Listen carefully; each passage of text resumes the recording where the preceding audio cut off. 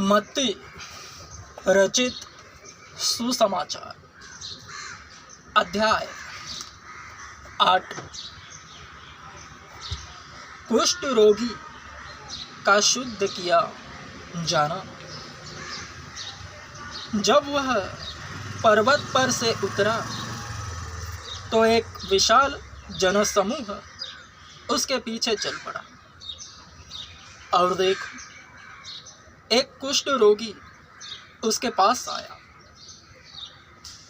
और दंडवत करके उससे कहने लगा, हे प्रभु, यदि तू चाहे तो मुझे शुद्ध कर सकता है।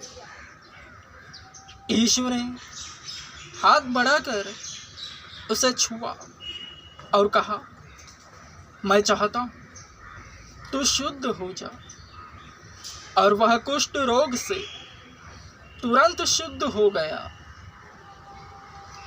और यीशु ने उससे कहा, देख, किसी से न कहना, परंतु जाकर अपने आप को याजक को दिखा और मूसा के द्वारा निर्धारित भेंट चढ़ा कि उन पर साक्षी हो। सूबेदार का विश्वास।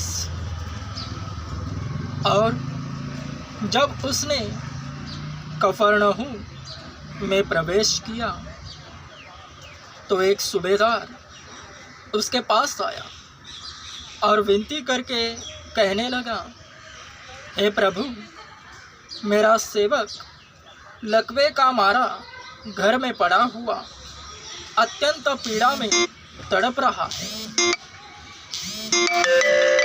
उसने उनसे कहा, मैं आकर उसे चंगा करूंगा। परंतु सूबेदार ने उत्तर दिया, हे प्रभु, मैं इस योग्य नहीं कि तू मेरी छत तले आए, परंतु केवल वचन कह दे और मेरा सेवक चंगा हो जाएगा। क्योंकि मैं भी शासन के अधीन हूँ और मेरे अधीन सिपाही है। जब मैं एक से कहता हूँ जा, तो वह जाता है, और दूसरे से आ, तो वह आता है, और जब अपने दास से कहता हूँ यह कर, तो वह करता है। जब यीशु ने यह सुना तो अचंभा किया और अपने पीछे आने वालों से कहा, मैं तुमसे सच कहता हूँ, मैंने इज़राइल के किसी व्यक्ति के में भी ऐसा बड़ा विश्वास नहीं पाया। मैं तुमसे कहता हूँ कि पूर्व और पश्चिम से बहुत से लोग आकर इब्राहिम, इसहाक और याकूब के साथ स्वर्ग के राज्य में भोजन करने बैठेंगे, परंतु राज्य के संतान बाहर अंधकार में फेंक दिए जाएंगे।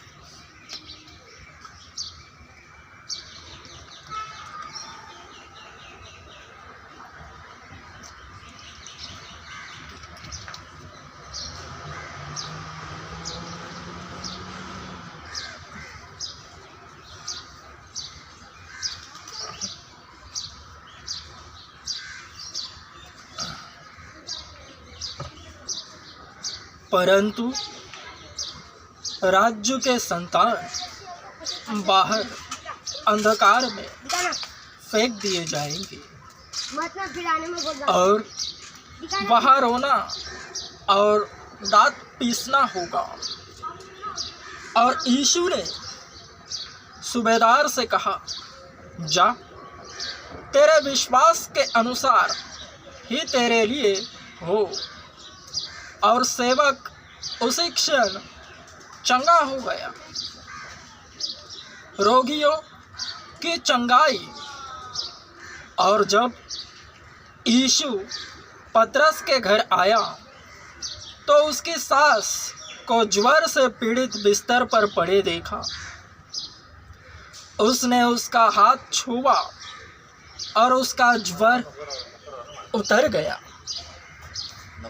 और वह उठकर उसकी सेवा टहल करने लगी। और जब संध्या हुई तो बहुत से दुष्टात्माग्रस्त लोगों को उसके पास लाए और उसने वचन मात्र से ही उन दुष्टात्माओं को निकाला और उन सब को चंगा किया जो बीमार थे, जिससे कि जो वचन यशायाह नबी द्वारा कहा गया था वह पूरा हो। उसने स्वयं हमारी दुर्बलताओं को लिया और हमारे रोगों को उठा लिया। यीशु ने जब अपने चारों ओर भीड़ को देखा तो उस पार जाने का आदेश दिया और किसी शास्त्री ने आकर उससे कहा, गुरु, जहाँ कहीं तू जाएगा मैं तेरे पीछे चलूँगा। यीशु ने उससे कहा, लोमड़ियों के मांदे और आकाश के पक्षियों के घोंसले होते हैं,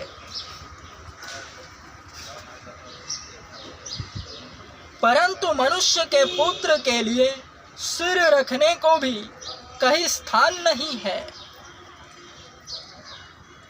उसके चेलों में से किसी ने उससे कहा, प्रभु, पहले मुझे अनुमति दे कि मैं जाकर अपने पिता को दफन करूं। परंतु यीशु ने उससे कहा, मेरे पीछे चला और मुर्दों को अपने मुर्दे दफन करने दे। आंधी को शांत करना। जब वह नाव पर चढ़ गया तो उसके चेले उसके पीछे चल पड़े और देखो, समुद्र में एक बड़ी आंधी उठी जिससे कि नाव लहरों से ढक गई, परंतु वह सो रहा था। वे उसके पास आए और उन्होंने यह कहकर उसे जगाया, प्रभु, हमें बचा, हम नाश हुए जाते हैं। उसने उनसे कहा, हे अल्प विश्वासियों, तुम इतने भयभीत क्यों हो? तब उठकर उसने आंधी और समुद्र को डांटा और पूर्णतः शांति छा गई और वे विस्मित होकर कहने लगे, यह कैसा मनुष्य है कि आंधी और समुद्र भी इसकी आज्ञा मानते हैं। दुष्टात्माग्रस्त मनुष्यों की चंगाई। और जब वह दूसरी ओर गदरेनियों के प्रदेश पहुंचा तो दो मनुष्य जिनमें दुष्टात्माएं थी कब्रों से निकलकर उससे मिले। वे इतने उग्र थे कि कोई भी उस मार्ग से नहीं निकल सकता था। और देखो, उन्होंने चिल्लाकर कहा, हे परमेश्वर के पुत्र, हमारा तुझसे क्या काम? क्या तू यहाँ हमें समय से पहले यातना देने आया है? कुछ दूरी पर बहुत से सुअरों का एक झुंड चर रहा था। दुष्ट आत्माएं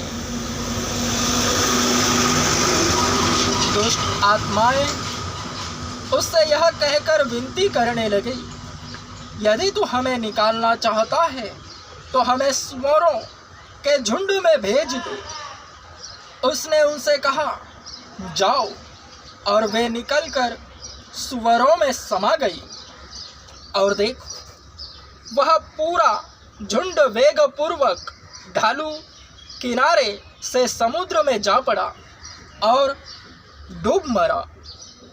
चरवाहे भागकर नगर में गए तथा दुष्टात्माग्रस्त मनुष्यों पर जो कुछ बीता था तथा इसी के साथ साथ सारा हाल कह सुनाया।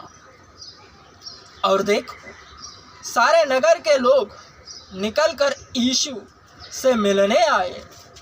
और जब उन्होंने उसे देखा तो उससे विनती की कि हमारे प्रदेश से बाहर चला जा।